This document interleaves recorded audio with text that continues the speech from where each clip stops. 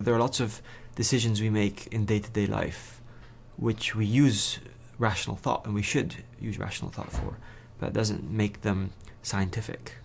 And in fact, there's large aspects about faith which are rational. So, for example, if I read the scriptures, I can use my mind to rationally say, what does this actually mean? If I don't understand the passage, I can look at other passages and say, what do these other passages tell me about this one passage I don't understand?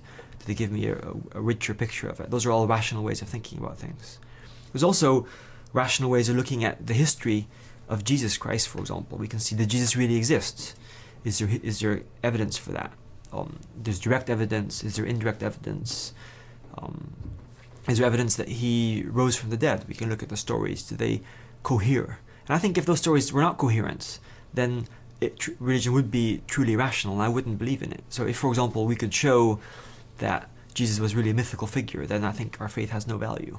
Similarly, if we could show that the resurrection almost certainly didn't happen, then I think that would be a big count against faith. So those things do matter, but a lot of those truths are historical truths and not scientific in the strict sense.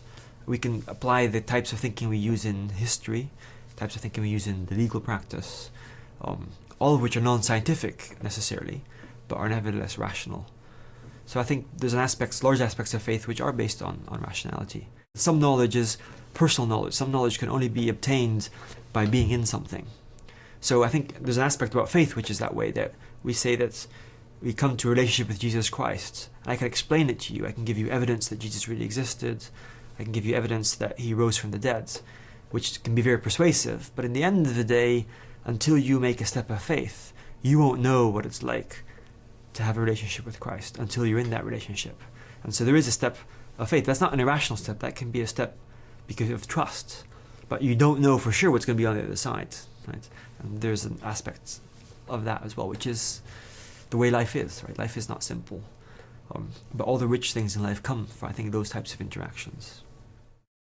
I'm very strongly opposed to the notion that faith is simply irrational belief. Shutting your eyes, gritting your teeth, believing 6 impossible things before breakfast.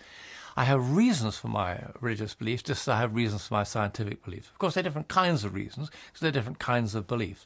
But I'm not in the basis of just a fideistic assertion, just saying this is an unquestionable thing. I want to find the truth, and I find it through motivated belief. And in that respect, I think my search for scientific truth and my search for religious truth are actually cousins under the skin, really. They have that in common.